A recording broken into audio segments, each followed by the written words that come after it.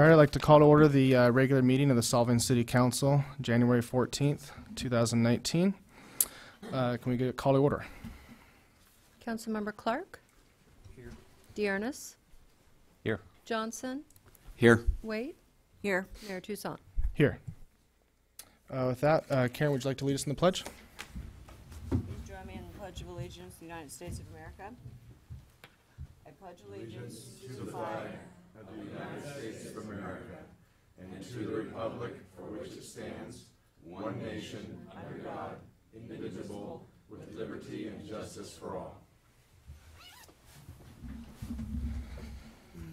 All right, do we have a city manager's report from our city attorney? Thank you, Mr. Mayor. And that Mr. Hayden is not available this evening, I'm going to be filling in as city manager in a very uncustomary role for me. The only thing I have on the city manager's report was we received an email from the water division letting us know that since it's raining, people should go ahead and turn off their irrigation. The Lake Kachuma is only at 20%, and we're still drawing on that demand. So to reduce the amount of water demand, if you are doing irrigation during the rain, you'll save yourself some money and you'll save the water in the reservoir. Perfect. With that, we'll move on to public communications, written or verbal. Speaker time is 3 minutes. We'll start here with Scott Love.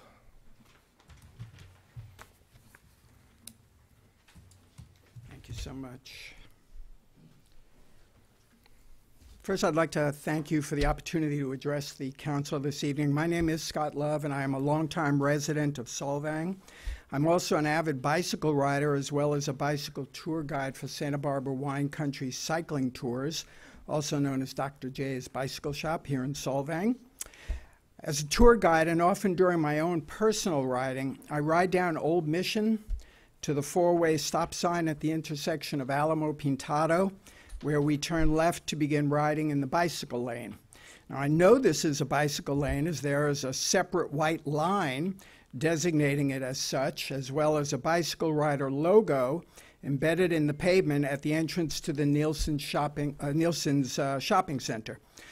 Apparently, however, this is not sufficient for some drivers who blatantly park in the bicycle lane with impunity, sometimes as many as 10 vehicles in a row, almost sometimes going down to Village Lane. This forces me and my guests to move into the lane of traffic, a movement that can unnerve a novice rider, as well as exposing all riders to the risk of a careless driver opening his or her car door at an inopportune moment. It would seem apparent to me that if we are going to take the time, the effort, and the expense of designating a bike lane, then we ought to prohibit cars from parking in that lane by posting the appropriate signage and enforcing the restrictions. This same violation is beginning to occur across Alamo Pintado on the other side of the road, as well as on the new bike lane, which is on Chalk Hill. It can't help but make me wonder how this situation will be addressed when the soon-to-be-installed bike lane on Mission Drive is completed.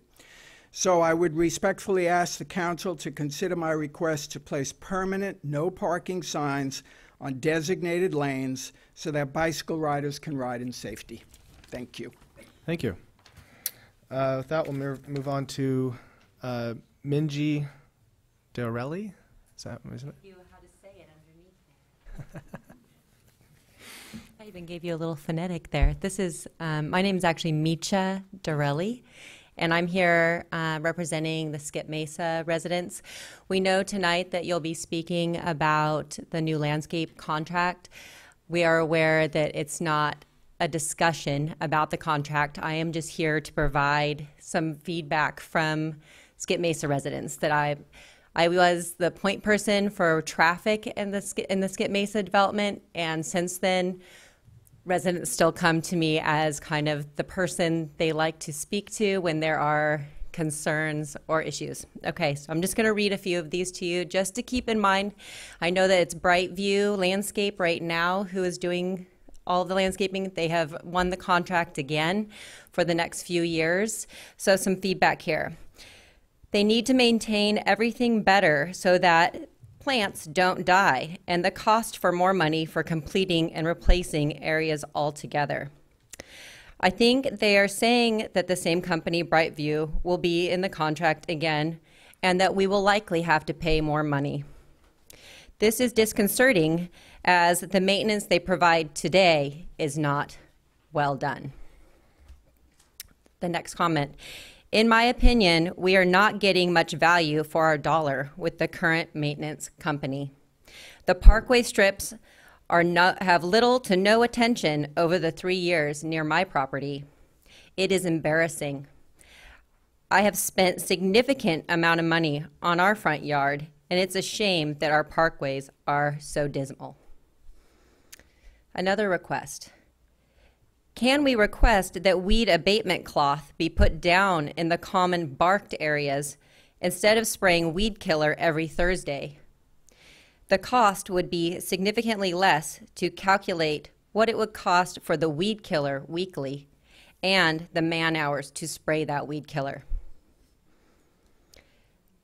Additionally, one other person commented about the 3 backyards that have just been fully landscaped that are city maintained, yet they're owned by those residents. Just putting out to the city council, a lot of people at Skip Mesa are wondering, where did that money come from and why are we going to be charged more going forward when so much money was spent on 3 backyards? Thank you. Thank you. Caroline Abate.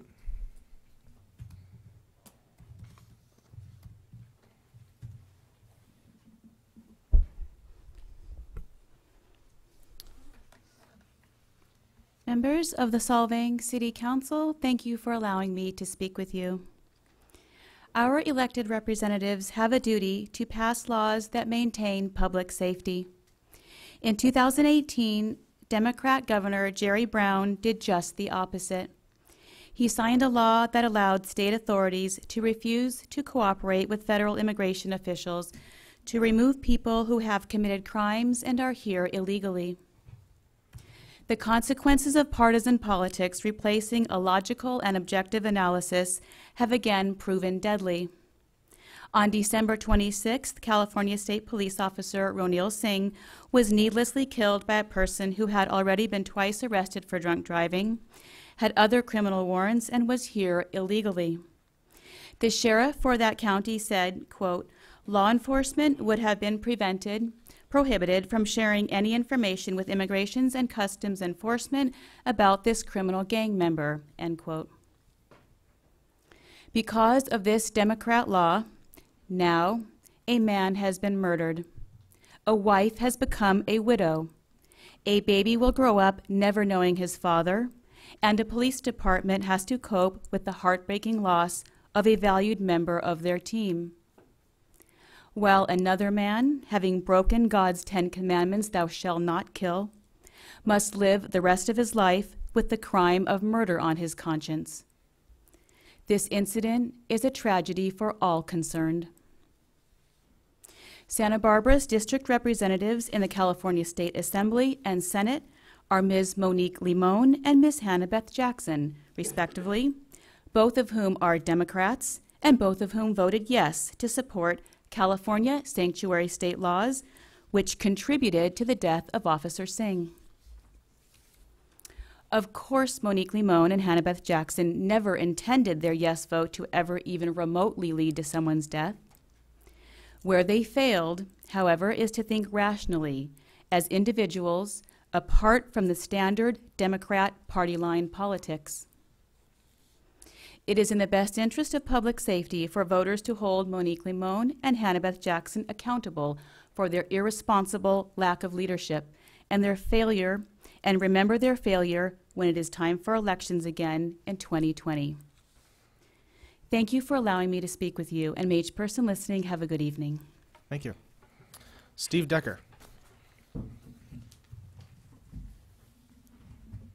Good evening, Mayor and Council. Steve Decker, Santa Barbara Cannabis. I trust you all had received my informational package. And Councilman Johnson, you're new to the council, and I did not provide a copy for you. If you would like one, I can give you one now. Sure.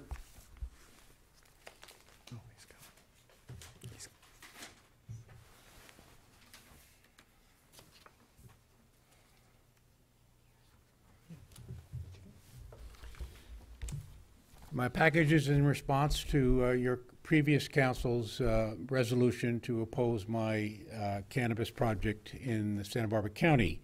As my letter to you expresses, I felt that the resolution was done without the benefit of the facts as to what the project was about and what it did and what it didn't do, more importantly.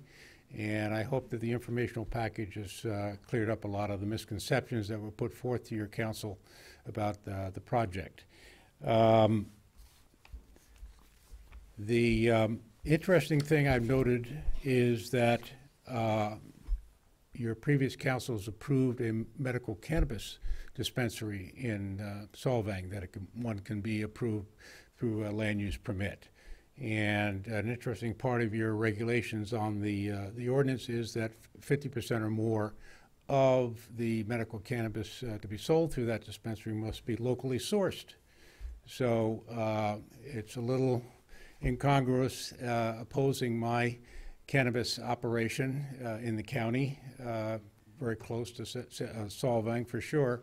But if the products sold through this dispensary are going to be have to be sourced locally, then I would like to provide that source.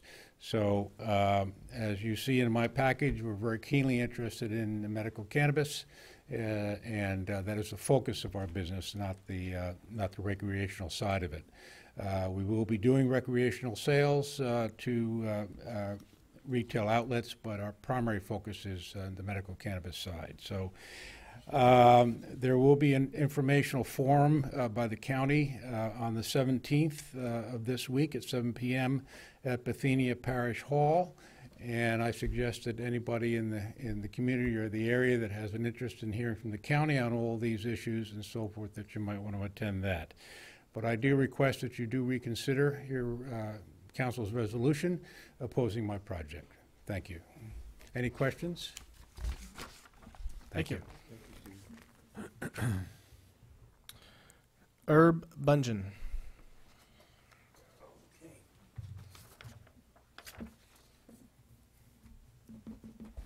Hi, my name is Herb Bungen.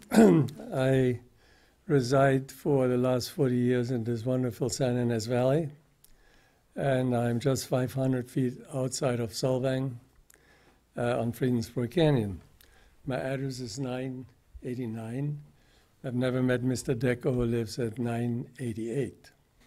I'm a very good neighbor, and I talk to my neighbors consistently, and I'm here tonight as a delegate for 320 some odd neighbors that are in opposition of this cannabis operation.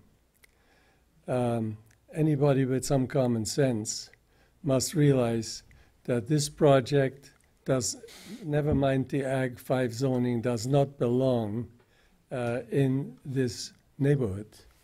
It basically winds up on the end of a road where they're all 1 acre or 1.5 acre properties. And Skagen Drive, which is in Sunrise Village, is basically looking at it all the way, Neistat. I live on Del Prado Road, and Del Prado Road is a private road. And I really have to say that this operation would upset the normal life that we have been able to live for many years. Now, I just want to tell you something about unintended consequences. I'm a real estate broker for 45 years. I am retired, and I have neighbors that still ask me for advice or whatever. So one party came to me a couple of weeks ago and said, you know, Herb, I'm trying to list my house. So I have a problem. I said, what is your problem? He says, well, the lady said to me, under the circumstances, what is going on across the street from you, A, there is a disclosure problem. Anybody that wants to buy a house in this general area has to have a disclosure from a licensed real estate broker, number one. And number two, she said to her, I will not list your property for the price that it is normally worth. And so she said, what do you mean? He said, because you will have a definite $100,000 deduction in value, and anybody that is going to come and look at the property, and I disclosed to him what's going to happen across the street, which is a most unreasonable project, is going to shy away from becoming a buyer. They're going to go someplace else. So anyway, I don't know if my 3 minutes are up. I just want to thank you for what you have done. The resolution that you have passed was totally proper, and my neighbors thank you for it, and I thank you for it. And do not back off that resolution. It is totally in place the way it's supposed to be. Thank you very much for your time. Thank you. Tracy Farhad.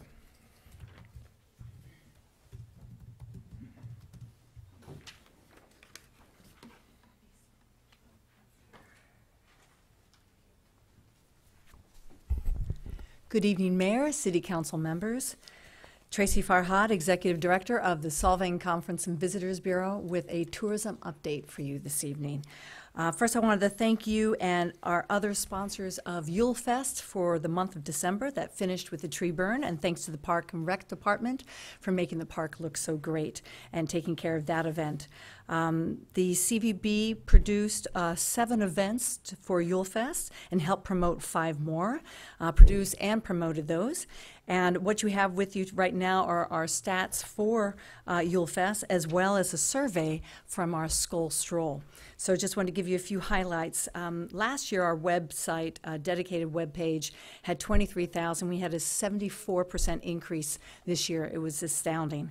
Santa also went and almost doubled his visitation and how many people he saw in the park.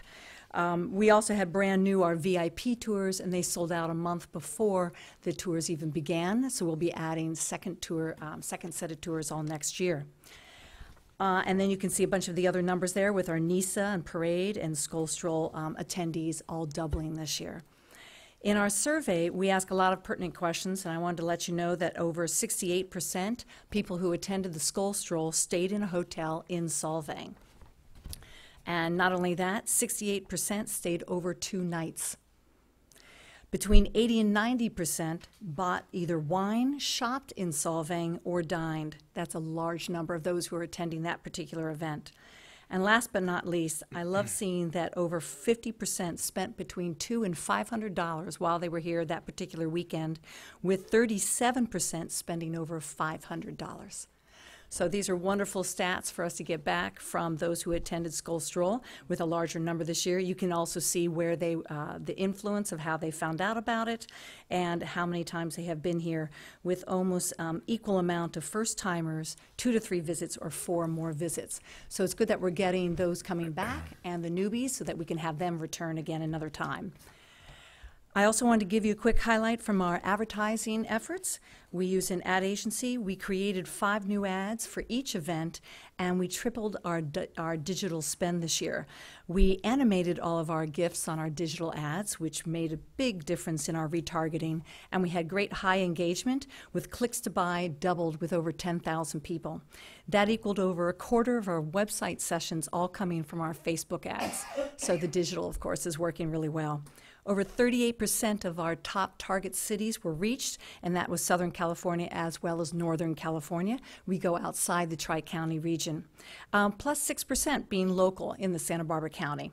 So we started advertising earlier. We had great PR. We rebranded even our street pole banners to help reflect our ad campaign. And so I think that spend has been helping. I want to just finish by letting you know, again, thanks to the city, the Shumash Casino Resort as a sponsor, VSYV, and also our business partners in town, because they're the one who are providing a lot of the experiences, entertainments. We've already had calls and emails requesting when our 2019 dates were, how soon they could purchase tickets for the VIP tours. Not everything goes up. We had way too many people in the park for our free candlelight tours, so I may have to call upon Charlie next year to get a little crowd control. We'll figure out how to do that. Free is good, but not when you have 600 people waiting for you to give a tour. And last but not least, of the 12,000, nearly 12,500 people who went into the visitor center this year, in December, over 1,000 came in a single day, which is amazing. But the exciting number I have is that number one, there was a man who proposed to his girlfriend on the gazebo in front of the Yule Fest banner during the candlelight ceremony. So success, a nice wedding will be occurring, and hopefully back in Solvang. So, thank you. Thank you very much, Tracy. With that, we'll move on to council comments and requests. Chris, would you like to start? Yeah. Sorry. Yes, I would. There was an interesting letter that was submitted with respect to parking on neighborhood streets. I think her name was Ms. Gray. I just wanted to respond to that. I talked to Matt, our planning director, and the question I had put to Matt was, what has Solvang done in terms of looking at parking structures or increasing parking in the city of Solvang in the past? And he gave me some feedback. Unfortunately, more needs to be done. So I'd like to put it to the council that we consider this going forward, take this up again at another time. Okay, thank you. Karen? I completely agree with Chris. It's been an issue for a number of years, so I would like to bring that forward. But my general comment is that I'm looking forward to this new year with new council members, and I hope it goes smoothly. And looking forward to a good working relationship with everyone, and let's get some really good stuff done. Perfect. Robert? Been working on a couple of things. One of them is the amnesty for the builders. Do you want to hear the stuff that now that we're working on, or? If you would like to talk about that's it. one thing I've been looking at. There's other cities, Mendocino County, Cook County, and Cook County in Nevada, and two other counties we've talked to just about the possibilities of looking into amnesty for builders, because it's one of the complaints I hear is some of the problems we have, just some builders' complaints. And so we're just exploring a few things as far as that goes.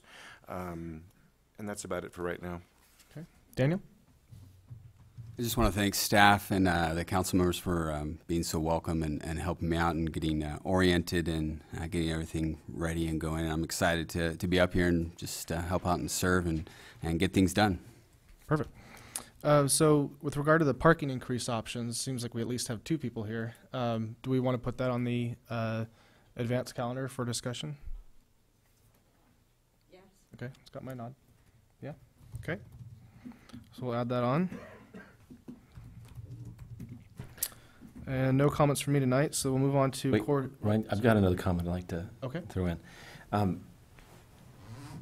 There's an issue with respect to water banking and water management in Solvang. The issue has to do with our water reserve at the San Luis Reservoir, north of here. And I'd like to know more about how that is done from the standpoint of management.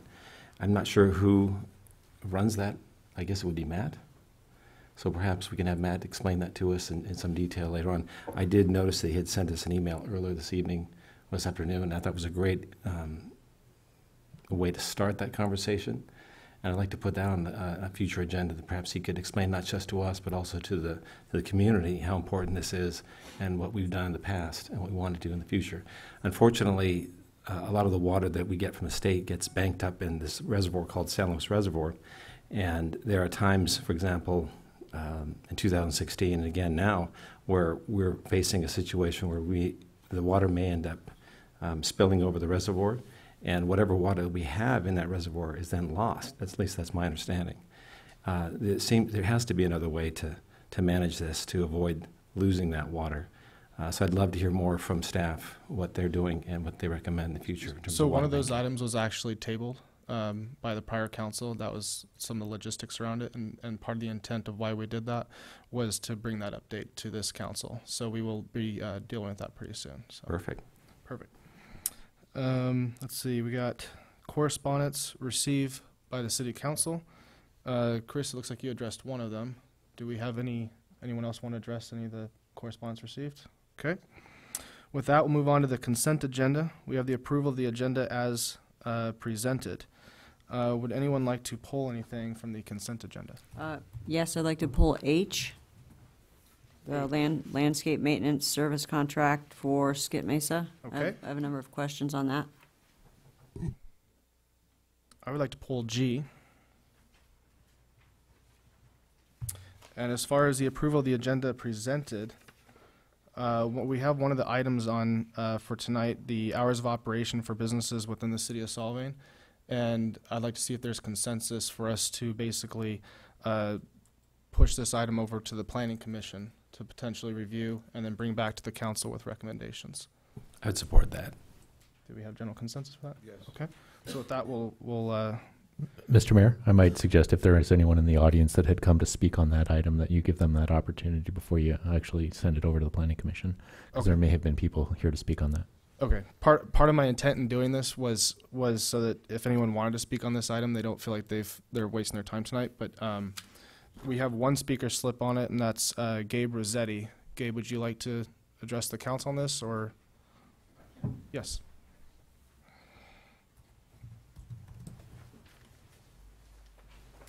Thank you, Mayor, council, staff. Gabe Rossetti, resident of Solvang. We appreciate this. It's succinct, simple, and to the point. The only thing I'd like to see changed is that it seems like the city manager has complete authority to make an exemption to it. And I think because this affects the public, that if he thinks the exemption has merit, then it's brought back to the public for comment and input. Thank you very much. Thanks. So with that, we'll push that item over to the Planning Commission. And then, let's see, approval. So can we get a motion accepting the remainder of the items on the agenda tonight? I'll make a motion to accept the items on the consent agenda with the exception of pulling H and G. Okay. And moving the hours of operation to the Planning Commission. So I'll second that. Councilmember Waite, Yes. Mayor Toussaint, Yes. Councilmember Clark, Yes. Dearness, Yes. Johnson. Yes. So with that, we'll move on to item G, award construction contract, tennis courts. Matt, yes. My only reason for wanting to pull this item tonight was when I was looking through the bids, I saw a very large differential in cost by the different contractors. So I just want to make sure, it looks like we're taking the lowest bid, but I want to make sure we're getting, you feel confident we're getting the same quality and there's no reason to take any of the other higher bids. Well, yes, good evening, Mayor Toussaint and council members, Matt Vanderlinden, your Public Works Director and City Engineer.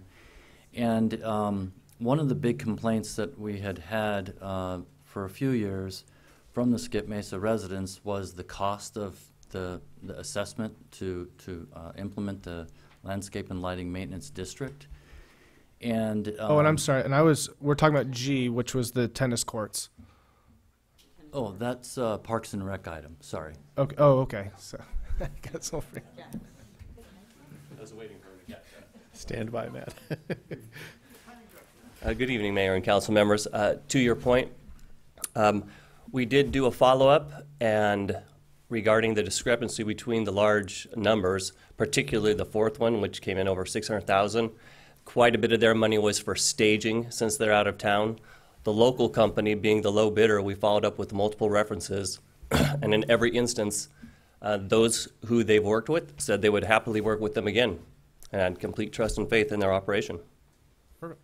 That was my only question. Thank you. Very good. With that, we'll move on to item H, award of landscape maintenance services contract. Matt. Sorry, Matt. No problem. Sorry about that. I thought maybe you just mixed up the numbers when you're calling me up. But anyway, so yeah, as I was mentioning, the cost has been a big concern to administer the maintenance district, and so we're always trying to balance the quality of the work and the cost to the residents. So some of the cost to achieve the quality that some of the residents want would be like double what the proposals are right now. And so then I would have, or the staff would have, numerous people complaining about the cost and asking the staff to do whatever we can to get the cost down. And then while other residents might be fine with that cost because they want that high quality, you've got that tension. and staff is always trying to balance that. We feel all three of the contractors that proposed on the project or on the contract do pretty much equivalent quality of work. They all do good quality work, in our opinion. And but Brightview, obviously, they're a national contractor, and they have all kinds of specialized staff in pest management and certified arborists on staff and things like this. So they have the best really resources, and they have available to them the most varied or wide variety of expertise. If there's any kind of problem or whatever with fungus or any kind of disease on the plants or anything like that. But so anyway, so in this case, we solicited proposals. We actually advertised this publicly, so it was basically open to anybody who wanted to propose on it. And we got one additional contractor was interested but couldn't meet the deadline, and we received the 3 proposals that you see. We checked references for all 3 of the contractors. Of course, Brightview is the contractor that we have now, and although some of the residents obviously are not happy with the quality of the work, we feel that they're the best contractor to move forward with. We feel they do good quality work for the price that they've given us, and you know, the only way to get higher quality work is to pay quite a bit more. And because of the way, because it's a big company, big corporation, they have sort of like economies of scale that they can implement, and their prices are, you know, lower than the others. And this is the same exact thing we experienced when we put the project out to bid, or the contract out to bid several years ago. Brightview, in that case, we pre-qualified Brightview, which was at that time known as Valley Crest. But we pre-qualified them and 5 other local Santa Ynez Valley, Santa Barbara County landscape maintenance contractors. And at Valley Crest, Brightview, their price was far lower than all the others. So they are just able to, because of the size of the corporation, manage their overhead and keep that down and keep the prices down. So, you know, staff feels it's a good balance. It's not going to be like a Beverly Hills contract with that level of quality, but it's also going to be a very reasonable cost to the residents. So the only way we can improve on the quality is to add quite a bit additional cost to the residents. So again, we publicly advertise this for bids. These were the only 3 bids we got. Valley Gardner previously bid on the contract several years ago, but as you can see, the prices, you know, it is a big difference. But and it's going to be an increase in cost to the maintenance district. So that'll be coming to you here in the next few months, the setting of the new assessment. But the contractor explained to us that we specifically asked them, well, why did it go up as much as it did? As stated in the staff report, I think it was, right now the cost is $5,400 a month for the whole Skip Mesa that we pay, and that's going to go up to I think it's 6,700. 6,755 per month. But they explained to us that they basically have been losing money for the last 3 years, every month, and that the weeding required is much more intensive than they had anticipated when we entered into the contract and did the last contract amendment. So I think maybe some of their other contracts are in more urban areas where you don't have all this open space surrounding the neighborhood. So you have all the ag land to the west, and Hans Christian Andersen Park to the east, and a lot of open areas. So it gets a lot of wind and breeze up there, and just a lot of weeds. So that's the main reason why the cost is increasing from what it has been. But But yeah, so this is what staff recommends. We think it's the best balance of quality and price. You know, it's kind of one of those things, you know, the staff is damned if we do, we're damned if we don't, because we're going to have these half mad at us because they don't like the level of quality. But if we raise the price, then we're going to have all these other residents mad at us because it's too expensive, and we're, you know, hurting their families financially. So with that, Karen, you wanted to pull this item, I believe, right? Does this address your concerns, or do you want to explore any of the alternatives? Yeah, I was actually more concerned with, excuse me if I get your name wrong, was it I was going to say Mika, I was close, Micha. Mentioned a particular 4 yards that are closed off but do belong to the city, supposedly. But I'm hearing that you said that they are privately owned, but that the city is maintaining that. Could you explain that? Because what I've noticed when I drive by that area is I thought that was supposed to be all open. It is now fenced individually per lot. Yeah. And Well, let me just it give looks you a a lot little- better than the rest of the place. I got to tell you that. So I just am asking. Sure. No, that's a very reasonable question. So this has nothing to do with the existing staff or the Public Works Department. 16 years ago, the Planning Commission at that time developed a concept of how they wanted to subdivide the land. And all of the open space that you see that appears to be open space is actually part of someone's lot. So all So along, those lots on those lots that are up along Chalk Hill, those are huge. Those are huge lot. They're much larger lots Correct. than the other Correct. lots. They go almost and all the they're- way to the street, and they're Right. fenced right, and and there's divided.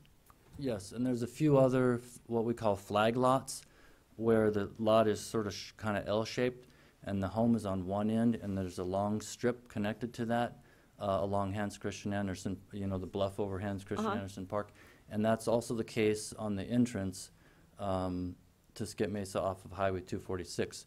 So it's kind of an unusual concept. Honestly, I haven't really seen a subdivision ever done like that in my career. So it is a little bit unusual, but that's what the Planning Commission decided back in 2002, 2003, 2004 when the project was approved. So that's what the current staff inherited as far as having to manage and implement as far as the maintenance contract. So all over Skip Mesa, we have money that was spent to do those improvements on those common space areas. And along Chalk Hill Road, those 3 lots, they do extend from, I think it's the Valley Oak Road, up to Chalk Hill. There has actually 4 lots. There's one kind of at the far end. But anyway, the back part of those lots are private property. It's all private property, just like along all the other spaces where there's appears to be common open space, but it's not. They're all part of someone's lot. Every single open space out there. So I wish I had a map that could show that better. But actually, I think in the staff report, there's a map that.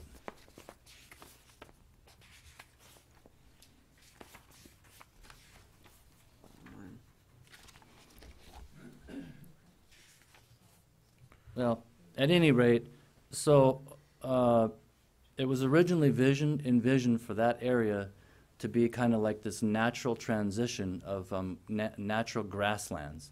And they were going to just add a few trees along there, and that was going to be this sort of natural buffer between the homes, the new homes, and the homes to the north side of Chalk Hill Road.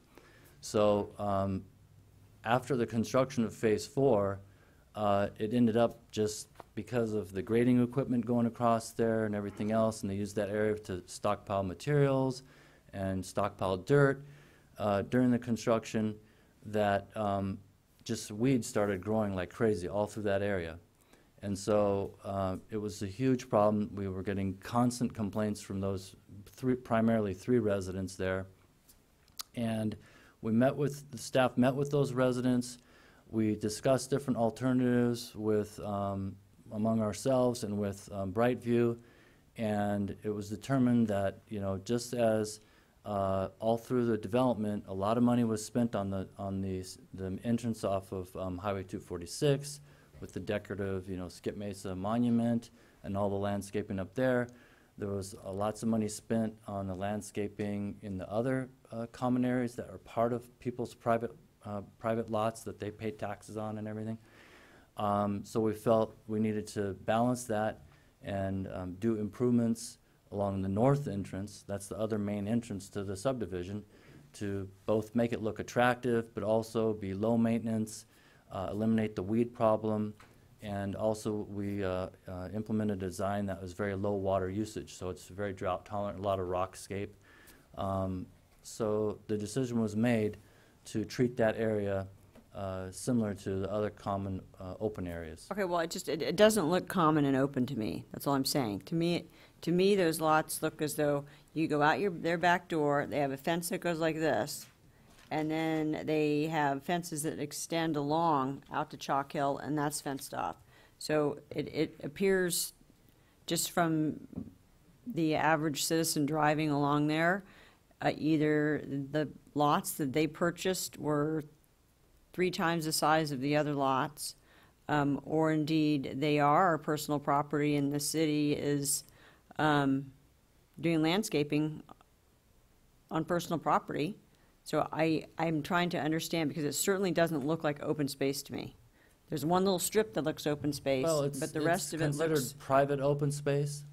What? so I don't it get is- that. what? I'm sorry, Matt, I don't get private open space. It's There's not common something that the area. Public Works, I don't know how to explain it to you any better, because it wasn't a decision that any of the staff at the city here made. It was a concept developed with the approval of the subdivision back in 2003. So, you know, we didn't have the authority to change that unless it went all back through Planning Commission and everything, and there was no reason during the development that would trigger that. So, you know, I'm not sure what to tell you, but it is private open space. We were trying to treat it the same as the other common open spaces that are not fenced. But you can't, if it's private, we can't pay for that. We can't pay to landscape private citizens' yards. The city's not paying for that. The city didn't pay one dime. The LLMD paid for that.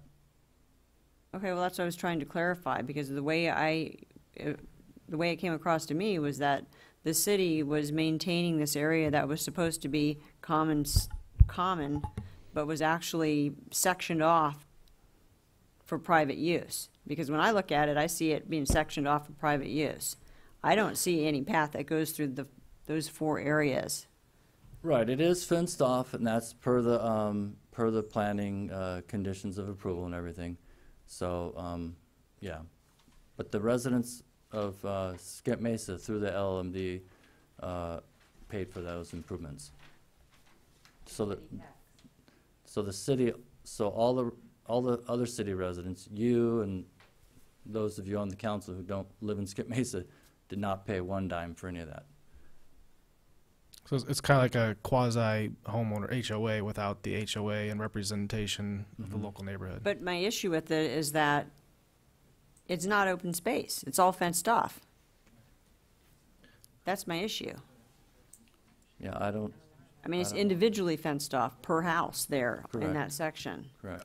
I don't even think we have any purview to do anything about that. Well, I- the way a landscape and lighting maintenance district is set up is when you have a subdivision like Skip Mesa, the developer will vote on behalf of all the lots to subject it to the assessments. It's an assessment district, for lack of a better way to describe it. And so the assessment proceeds are collected on the property tax, and they are used to fund the landscape and lighting and maintenance of the tract. It is run through the city because that is the structure that is set up. There are ways for homeowners associations to do it as well, where they can set up their own, but this is another way to do this. So it is not city money going towards it. It is administered through the city. It is collected on the tax bill and used solely to support and benefit the properties that are assessed. So the property owners have assessed themselves through the developer who assessed itself on all the lots. So that's how this structure works.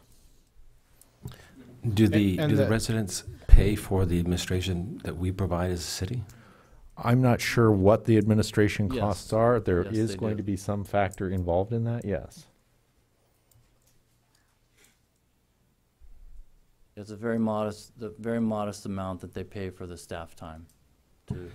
The staff has to coordinate with the assessment engineer and prepare the annual assessment report. That goes, there's a staff report, and it'll be presented to the city council here in about a month or two, of an intent to pass a resolution and create an assessment.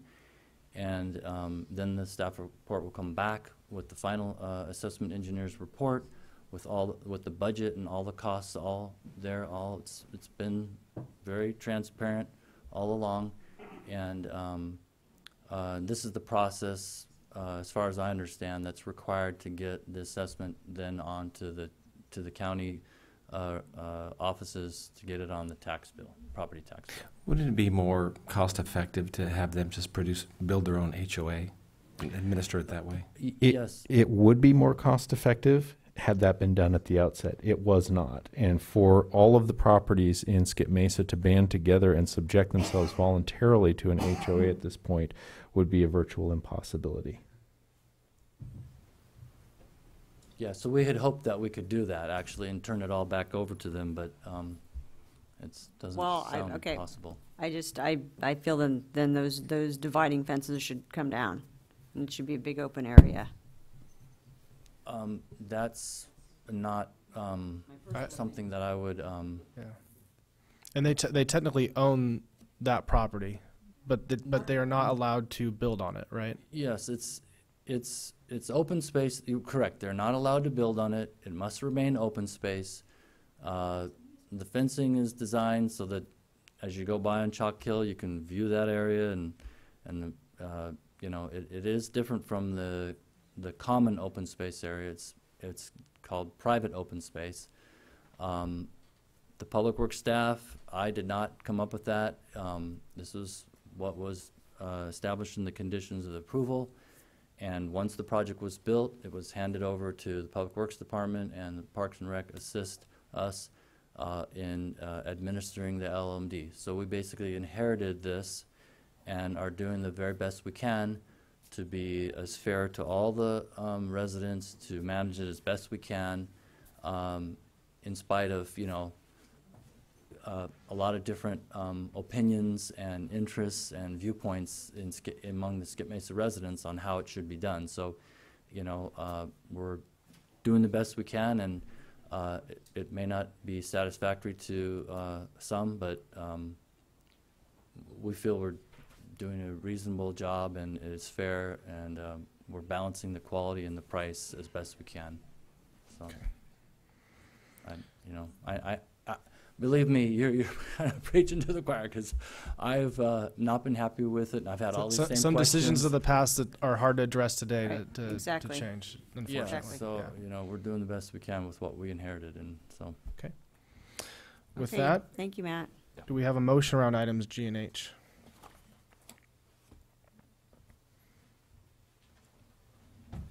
I move that we go ahead and accept items G and H. Okay, do we have a second? Second that. It's been moved and seconded. Can we call vote? Councilmember Dearness, Yes. Clark, Yes. Johnson, Yes. Waite, Reserved, yes. Mayor Toussaint. Yes, that passes 5-0. Okay, with that, we'll move on to the regular agenda. We've got item number 5, regulation of motorized scooters. Thank you. Mr. Mayor, members of the council, before you this evening is an urgency ordinance regulating motorized scooters and motorized scooter share programs. I won't go into great detail and repeat the staff report to you, but I will tell you that in a number of cities, both in Santa Barbara and San Luis Obispo County, motorized scooter share programs have sprung up overnight, in that the operators have dumped large quantities of motorized scooters on street corners and in parks. And these scooter share programs are operated by smartphone apps, either on an iPhone or an Android, where you can find find the location of one of these scooters and just pick it up wherever it happens to be, drop it off wherever you wish to do it. And as you see from the pictures in the staff report, they can be left on corners, left in parks, and so on. One of the difficulties that has also arisen is the safety factor. These scooters do not have helmets with them. You have to bring your own helmet if you want to ride them, and they can go up to about 15 miles an hour. I've seen the scooter share program in effect in South Lake Tahoe, and while these things do have lights on them after dark, they're very difficult to see after dark. So they've become a safety issue, and to avoid having this come to pass in Solvang, we have the power to regulate the health and safety police powers, if you will, to prohibit the dumping of these scooters and establishment of the share programs within the city. The reason it's an urgency ordinance before you is we had reason to believe that there were some of the scooter share programs that were getting ready to deploy in Santa Barbara County at the time we wrote this. That has not come to pass at this point, but you do have the power by a 4/5 majority to pass an urgency ordinance. It would go into effect immediately. And with that, I'll be happy to answer any questions that you might have about the proposed ordinance. Okay, so if we adopt an emergency ordinance at this point to prevent the dumping of motorized scooters, is this is something that we can take a look at later down the road? Well, let me clarify. This is not an emergency ordinance. It's an urgency ordinance. There's a difference in that there's not an emergency such that people are going to die tomorrow if the ordinance is not adopted. There's just a need to take immediate action. That's why it's termed an urgency ordinance. But that being said, you always have the power to repeal the ordinance once it's adopted or amend the ordinance should you find that there are reasons to allow the motorized scooters within the city. I will point out, because I did get the question, that motorized scooter definition does not include segways. There are some Segway tour operators within the community currently who would not be affected by this. Okay, I understand the urgency ordinance, and I know that we're in the process of working on many aspects of improving our transportation to include bicycle accessibility. So I would hate to throw this out the window without looking into it a little further. I don't know where else to go with that, but I mean, I think we need to look at new and alternate ways of transportation for individuals and citizens and visitors of Solvang. And I do think we need an improved infrastructure to support something like this, but I don't want to completely negate this. And I'm sorry, we should be just asking questions of staff right now, and then we'll go to public comment, and then we can move on to discussion action. So does anyone else have any questions of the staff report? Okay. With that, we'll move to public comment. I have no speaker slips on this item. Would anyone like to speak on this? Looks like we have no one. So with that, oh, got one? Okay. Good evening, Mayor and members of the council. My name is Brian Nelson. How big is Solvang? How long does it take you to walk from that end to that end? You get these scooters and they're all over the town and they're like litter. I've seen them in Santa Barbara and other cities. And to walk from one end of town to the other takes you 10 minutes. So I think it's overkill to have scooters in this city. Thank you. So with that, we'll take it back to the council for discussion and action. Who would like to start? Okay, I mean, I completely understand the urgency ordinance because I very well said about having people dump them, leave them around. It's not a large city. Maybe this isn't the right time for having motorized scooters. Maybe in the future when we improve a lot of our infrastructure and have alternate areas for parking so there's more room on our streets. Maybe this is not the right time to do this, but I would like to look into it because maybe we could come up with areas that would require parking of these scooters instead of having them just dropped in front of a wine tasting room or a small business. But I don't see that happening right now. We're just too impacted at this point.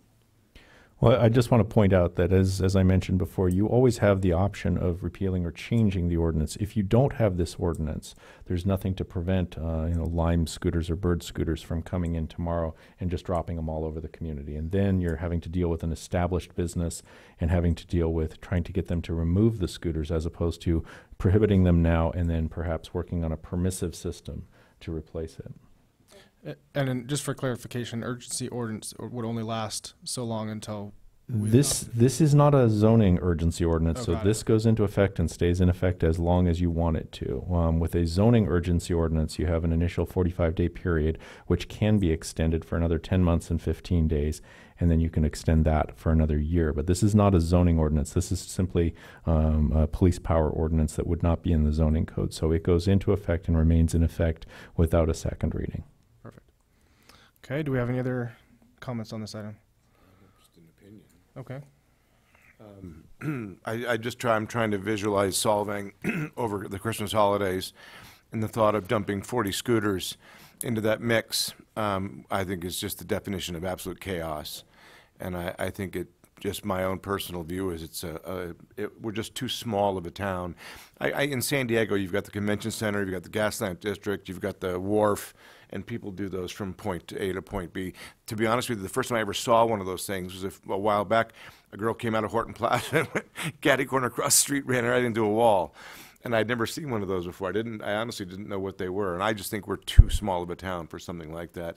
If you eventually have a bike path from Buellton to the Chumash along the river or something like that, would be really neat. But I think in our TRC, it would just be absolute chaos. So that's just my opinion. And personally, I understand, at least adopting an urgency ordinance to stop kind of some mass hysteria over scooters happening in Solvang. But I'm totally open to a more optimistic discussion of maybe perhaps regulations handling scooters. But I think that might be more appropriate if we move that over to the Planning Commission to perhaps discuss that one further. That's just my opinion. I have to agree with that in the sense that let's give the Planning Commission some time to look at this.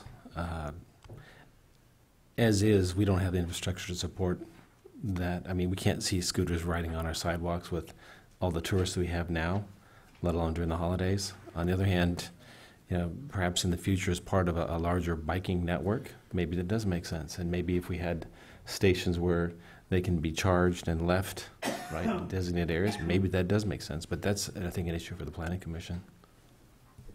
I would like to point out that the Planning Commission's purview would deal with zoning issues and land use issues. This is going to be a police power issue, and sending it to the Planning Commission, they're going to be looking at it in a different context. Perhaps what zones might be permissible for a business operating these types of things. But the actual program itself, the scooter share program, that's going to be a police power that's going to be the council's decision ultimately. I understand the distinction. What I'm trying to suggest is if we were to have, for example, a Riverwalk Park, and I'm not saying we will, but it would be nice to see one someday, I could see individuals, youngsters, and families riding scooters from one point to another and dropping them off. And that's a nice, safe environment where they're not going to interfere with traffic or tourists. And that would be a zone for the scooters. So how much could the Planning Commission contribute to this? Well, the municipal code has the kind of catch-all at the end that the Planning Commission does such other functions and duties as imposed by law or as the council may provide. So you have the ability to send things to the Planning Commission, but again, their purview is largely dealing with the general plan, specific plans, subdivision ordinances, zoning, and so on. They may not necessarily have the background and tools to be dealing with a pure police power. It would almost be like, saying, whether or not bicycles should be allowed within the town. It's a question of police power. The council sets that type of priority. And you can send to the Planning Commission, okay, we want you to look at scooters, but what is the direction that you're giving them? Are you giving them the direction to tell us which zone they will be permitted in, tell us which streets they will be permitted in? You need to give a little bit more direction as to what it's going to be, because the question for council is whether or not to allow it in the first place, not where it's going to go. And if you make the determination that you're willing to look at at allowing it, then you could give direction to the Planning Commission, perhaps that, okay, we would like you to tell us which streets this would be appropriate for, what other type of regulation from a zoning standpoint, and the other things that are in the municipal code that the Planning Commission has. Okay.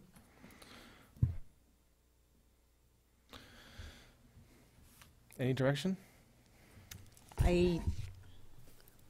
I don't feel that we are prepared to take on motorized scooters at this time. So I would make a motion to adopt the urgency ordinance number 19, regulating motorized scooters and motorized scooter share programs at this point in time. But, you know, I'd like to look to the future and keep it open at some point and have it come back and do more research. Okay. Or we can always add it on the agenda any day. Do you have a motion? All right. Do we have a second? I'll second that. It's been moved and seconded. Councilmember Waite, Yes. Dearness, Yes. Clark, Yes. Johnson. Yes. Mayor Toussaint. Yes, that passes 5-0. With that, we'll move on to item number 7, discussion of possible combination of Planning Commission and Board of Architectural Review. We get a staff report. All my staff reports tonight. Thank you, Mr. Mayor, members of the council.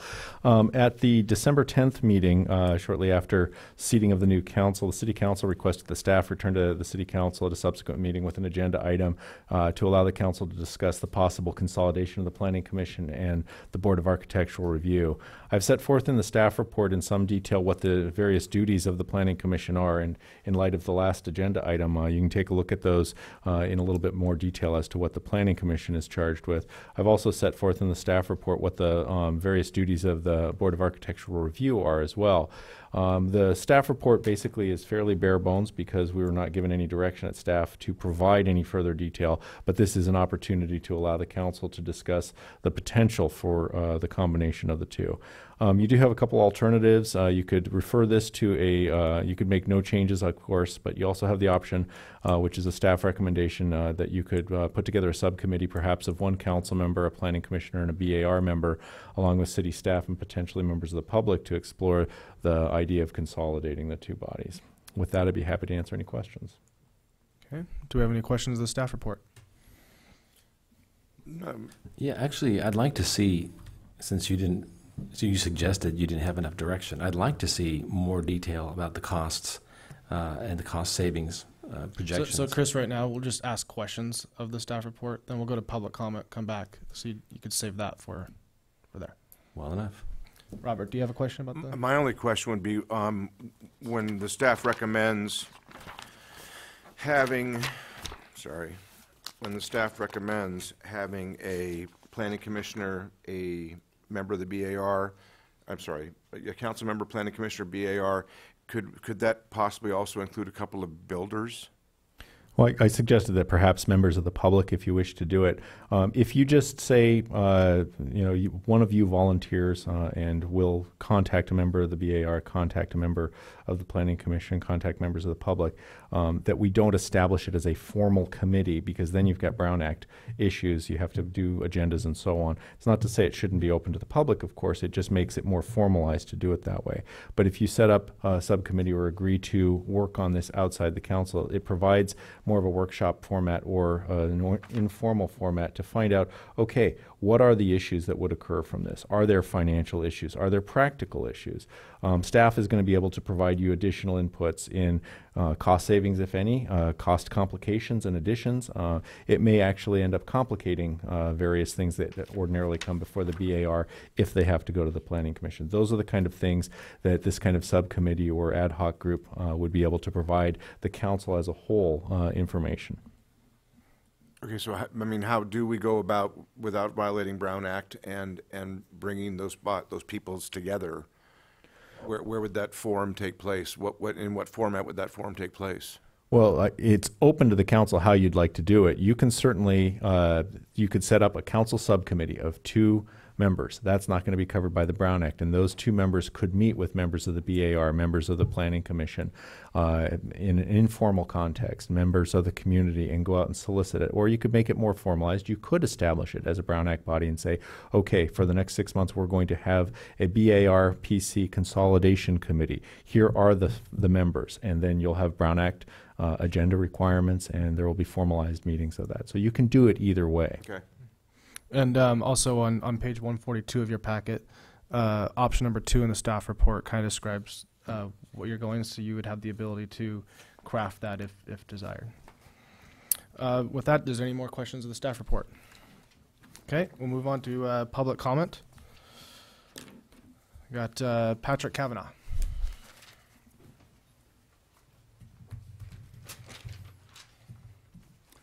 Good evening, Mayor, members of the City Council. My name is Patrick Kavanaugh. I have lived in Solvang since May of 2014 after retiring from the University of Pacific, where I served as Vice President, Chief Financial and Business Officer for 17 years. I'm not a licensed architect, but have an extensive experience in planning, design, and construction of numerous facilities. And in fact, the last university project for which I was responsible and which opened in March of 2014 was a new $150 million, 400,000 square foot LEED Gold certified facility in downtown San Francisco for the university's School of Dentistry. Believe me, that experience securing business permits in San Francisco helps me appreciate the processes and the people we are working with here in Solvang. I have served on the bar for approximately 15 months and am proud to work with exceptional colleagues on the board and with the city to maintain and build the special character of our beautiful community. I've submitted an application to be considered for a 2-year term ending at the end of 2020, should the council decide to continue bar. I appreciate the concerns among the council members regarding the efficiency and effectiveness of the Planning Commission and the Board of Architectural Review. The staff report regarding the possible combination of these 2 boards describes much of the overlap in the responsibilities of the 2 boards. It's easy to conclude that any overlap might mean unneeded redundancy and undue expense in performing the city's critical oversight in the planning, design, and construction of proposed buildings and structures within Solvang and their accompanying signage and landscaping. However, the staff report also clearly shows the great breadth and complexity of these boards' responsibilities, particularly that of the Planning Commission. Many, but not all of its responsibilities center on the development, review, revision, and maintenance of the city's general plan. Some may not know that the general plan has over 525 pages in 8 different elements or parts, each of which has been approved by a city council at some time in the past. 4 of our current 8 plan elements are at least 10 years old, and 1 is over 30 years old. You know better than I the full scope of the difficult planning issues with which the city has contended during the past year and are likely to face in the future. Revisiting the sphere of influence, housing resources, community design standards, and safety, including emergency planning responses to hazards, flooding, and fire, and apparently scooters. While the board may have a smaller scope of responsibility, that is, the bar may have a smaller scope of responsibility, it is focused on the challenging and important issues to retaining the Northern European Danish design standards that have made Solvang a special place. Bar members have agreed that the design guidelines and sign regulations need to be updated because there are numerous issues involved in the dozens of projects in the city each year. The bar's agenda is regularly full. Last year, during the last 12 months, it has met a couple hours on average every month, and that's 4 times more, I understand, than the Planning Commission met. Okay. Just One last thing. We will, it's my fear that by combining these boards' heavy workloads and reducing the number of citizens serving to address these issues, it seems to me a surefire way in that combination to make Solvang something less than the gem it is, when we know it can be even better and even more distinctive than it is today. Thank you for your attention. Thank you, Patrick. Mark Infanti.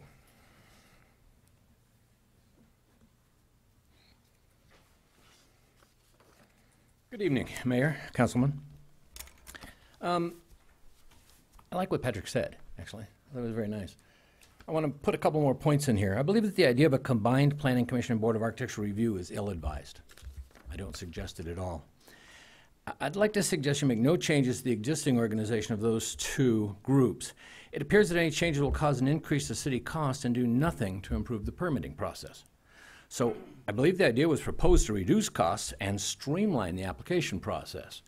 A great objective. But let me talk about those individually for a second. With regard to cost, in addition to the city attorney's staff report, the Planning Commission averages, as was referred to, about 8 meetings a year, and the BAR about 12 meetings a year. So there's 4 additional meetings every year that the Planning Commission now will have to go through. Okay? At every one of the Planning Commission meetings, there's a staff member, an attorney, and the man behind the curtain that takes all the recordings. Those are all costs to that meeting that do not occur. Well, we have 1 staff person in the bar meeting, but the rest of those don't occur. In addition, you're going to have, as Pat was saying, a couple of hours added on to every Planning Commission meeting. So all of these people that are getting paid to be here for that have to be paid for another couple of hours in addition for every one of those 8 meetings anyway, not including the other ones. Currently, the notices of the Planning Commission meetings are given to the press as well as mailed to residents and businesses within 300 feet of the permit application. The BAR is not required to make these notifications. So if we were to throw all the BAR items into the Planning Commission meeting, under the strictest interpretation, I believe this means that every $200 sign change is going to require staff to prepare, print, mail out notices to everybody within 300 feet of that new sign that's going up. That's another additional expense and time consumption on the part of the staff. With regard to the application process, planning staff has explained to me that what's happened over the last 3 years, and it appears that the only time there were multiple meetings required of any one of these permits was when the design was changed. So if there wasn't a design change, it went through its normal process. Now, occasionally there were events where the applicant went to the bar in advance and then to the Planning Commission and then back to the bar. But the reason they did that was they took advantage of a service that the city offers, which is called a conceptual review. So several times, sitting on the bar, I have seen projects come in and we get to do a conceptual review. We get to make no decisions. We only give advice and suggestions about what we think the design would work as far as colors, things of that nature. In other words, I don't think this is a great idea, well-intentioned, but not something we should pursue. Thank you. Thank you, Mark. Susan Bott.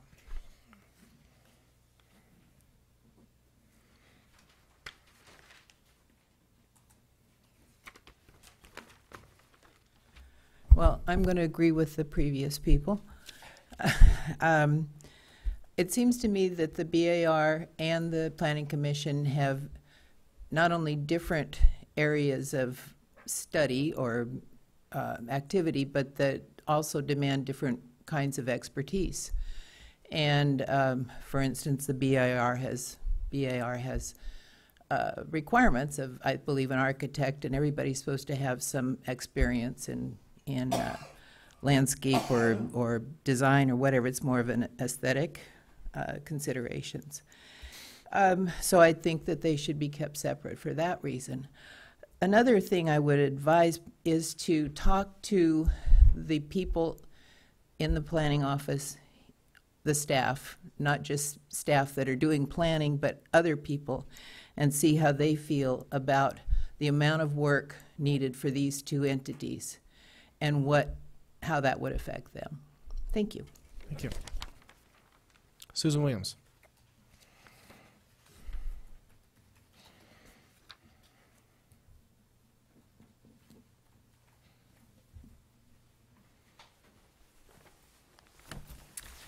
Good evening, Mayor Toussaint and City Council members. I'd like to congratulate you. This is the first time I've been speaking to you since you've been either elected or appointed, and I wish you all the best.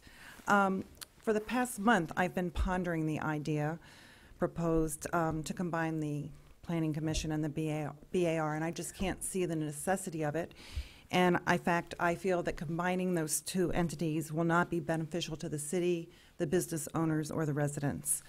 I've been on the BAR since November of 2017.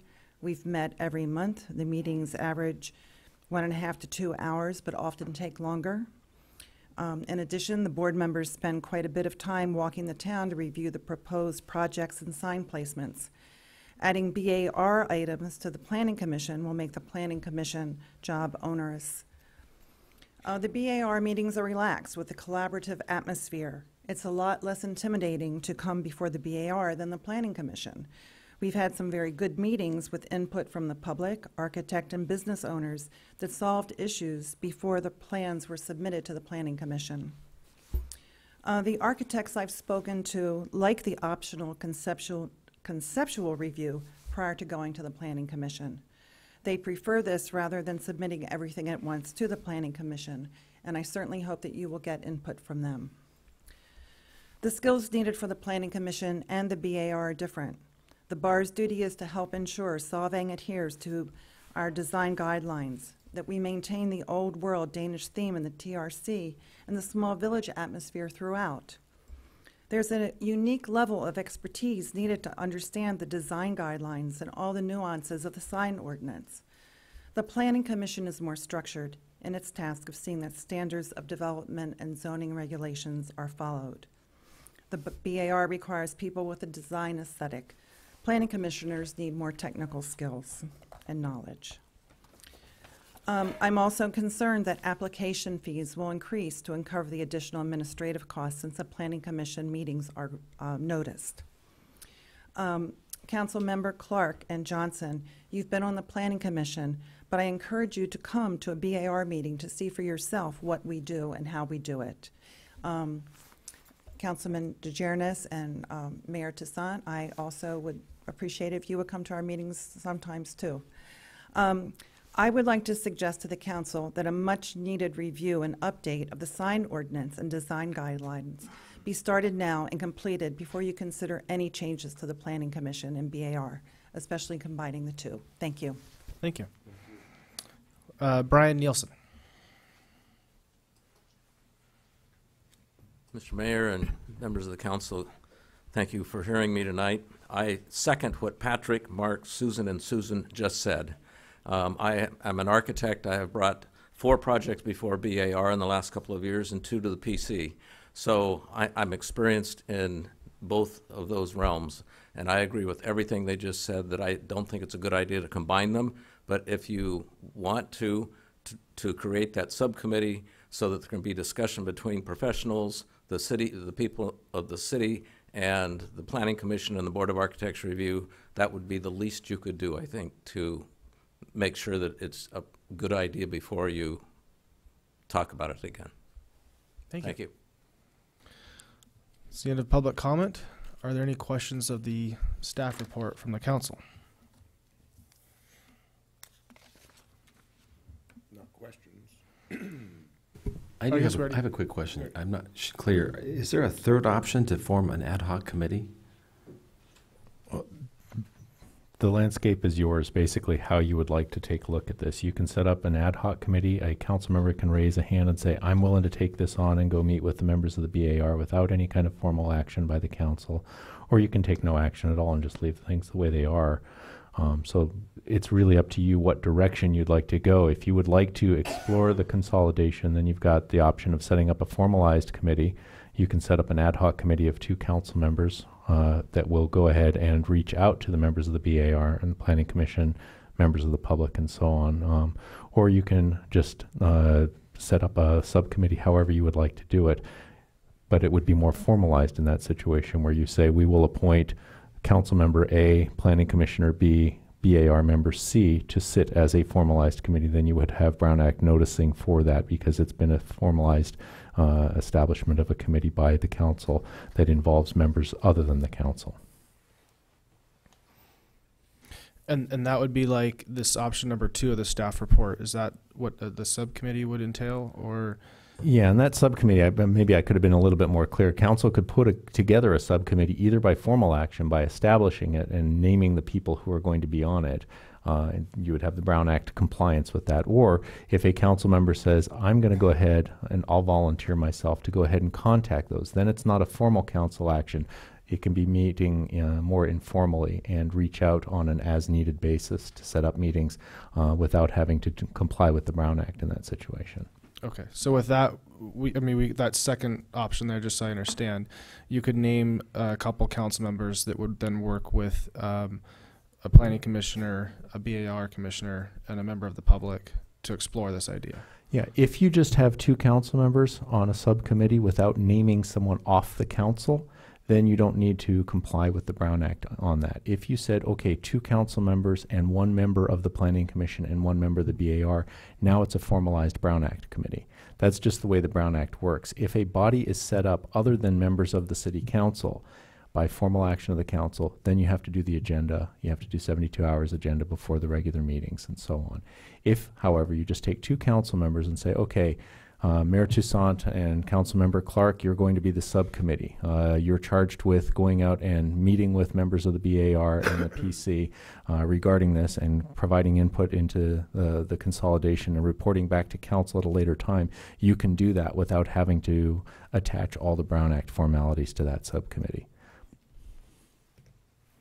And that would be basically eliminating the planning commission and just having 2 members of our council confer with a member of the bar, or with the bar? No. That's where I'm getting confused here. Yeah. You can set it up however you want. If you come up with a concept of all the various options that I've given the council, I can tell you whether or not you will have to comply with the Brown Act in setting it up with meetings. I'm trying to line out the more informal to the most formal ways to do it.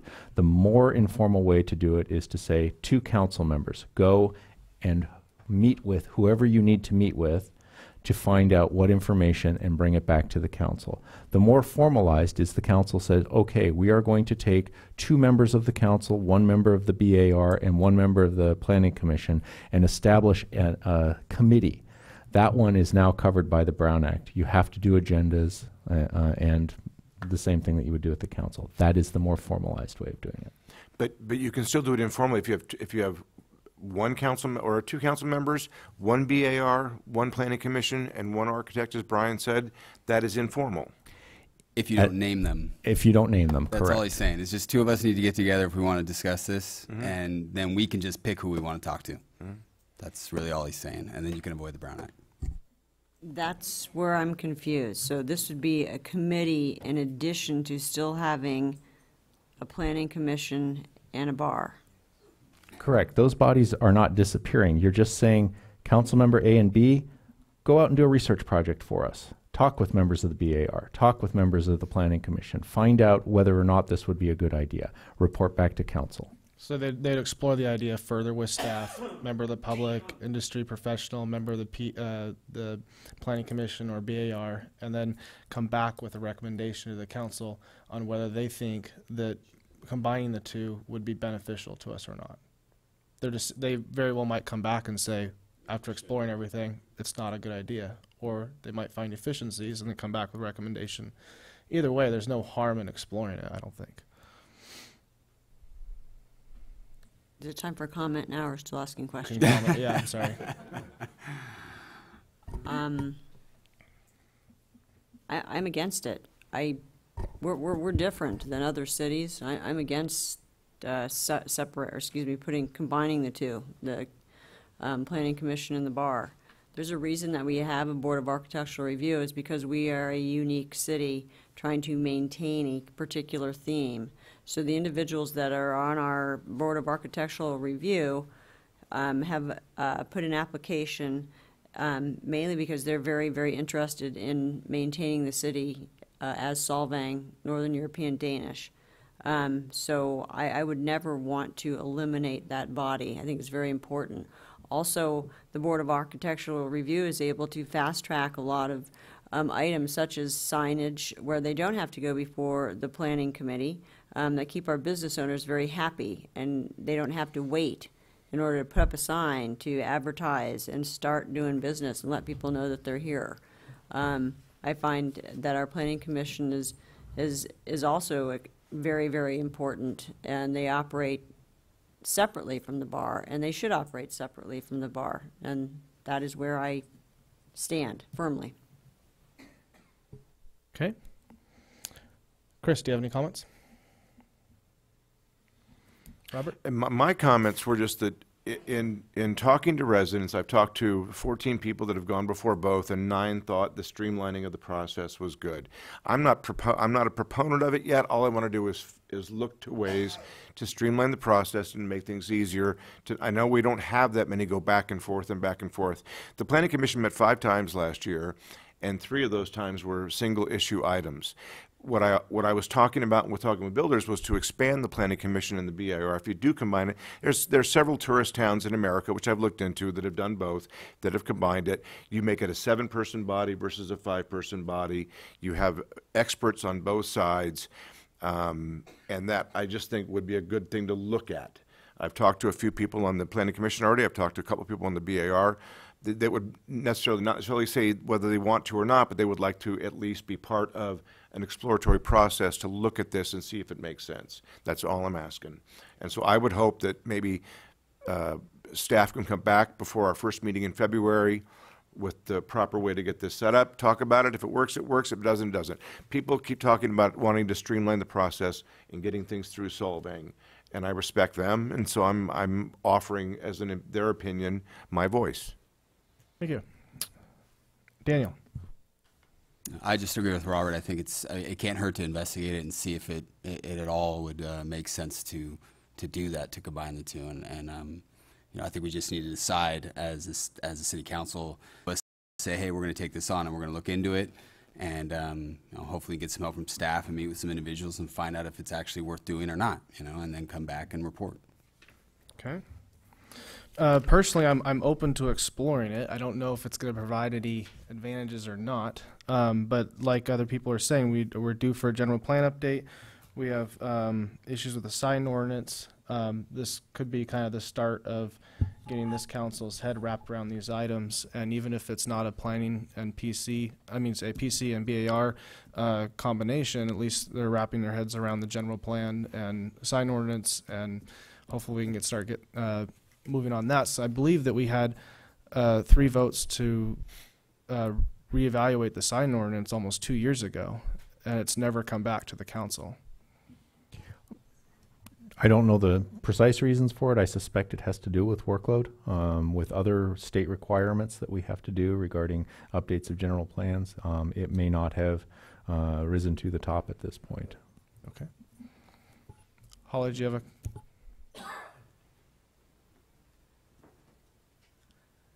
Holly Owen, Planning Director, City Solvang. I just wanted to mention that the reason the sign ordinance did not come back in the time period last year was that we had determined that there was money that was going to be put in the budget for a design guidelines update, and that would be the more appropriate time to take a look at the sign ordinance more officially at that time. So just a reminder.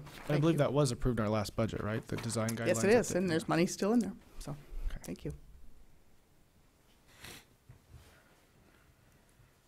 Okay. With that, do we have any motion on the floor? I would make a motion to have council put together a subcommittee of one or 2 council members, 1 planning commission, 1 BI commissioner, and an architect would be great to have on board as well, who's not on the BAR, and have staff explore that and hopefully have that done if we can finish this by the first meeting in February. And just for clarification, are you looking to establish a formalized Brown Act body, or you're looking for something less formal? Less formal. Okay. Then what I would suggest is that the council appoint 2 of its members or 1 of its members to reach out to those various people and report back at the first February meeting. Because if you establish the committee formally by putting those people on, then you need to name the person that you're going to put on. Understood. And then we have to have an agendized meeting for them to meet. Okay.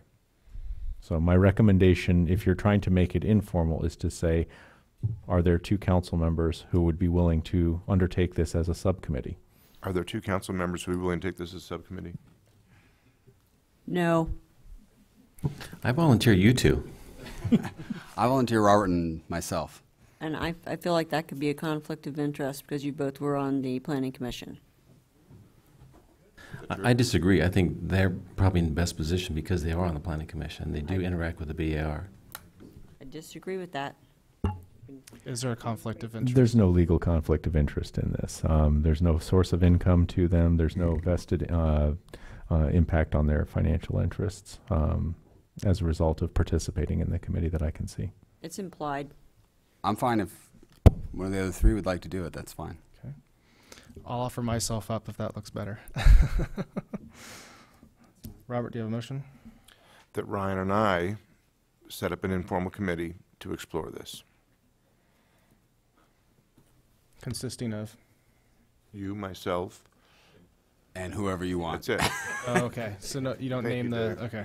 I'm new, Got it. I know. I second that. It's been moved and seconded. Councilmember Clark, Yes. Mayor Toussaint, Yes. Councilmember Johnson, Yes. Waite, No. Dearness. Yes. Okay, with that, we have the advanced calendar. On the advanced calendar for January 28th, we have appointments to boards and commissioners other than PC/bar. We have 2018 financial highlights, grant funding policy, future Christmas tree burns, Brown Act training, notice of completion of valve replacement project, consent SCB, year-end report. And there is a slight inclination for, I think Karen and I were looking into possibly seeing about doing a special meeting regarding the appointments to get to accelerating that process. Yes, No, I got that's that fine. email. I forwarded that on to Mr. Hayden. I suspect that there'll be further discussions offline about the scheduling of that. Obviously, it would be noticed in accordance with the Brown Act, but at this point, it's just kind of a placeholder. We're trying to work out the dates to make sure that that'll work for everybody. And just on the last item, since we're talking on the advanced calendar, are you looking for that subcommittee to report back to the council at February 11th or 25th? I think you expressed the first meeting of February, right? Okay, February 11th then. Let's see. Oh, and do we have any committee reports? So there's only we have two committees that were assigned. That's Karen and I to the GSMA, and then also to SBCAG and APCD. I have several reports. I met last week with the North County Sub-Regional Planning Committee for Santa Barbara County Association of Governments, and one of the main issues that they were dealing with was an ongoing study for the ALUC, which is the airport land use, which would involve looking at how the land is used around every airport in this county. So that was pretty interesting. We have an upcoming meeting on the 7th or the 18th with SBCAG down in Santa Barbara that I will be attending, along with the Air Pollution Control Board meeting following that, and then a meeting regarding transportation on a Wednesday here in the council chambers. Perfect. So I think that would conclude it for the reports. And with that, we are adjourned. When are we going to do committees? Yeah. So we're considering calling a special meeting. Okay. But you'll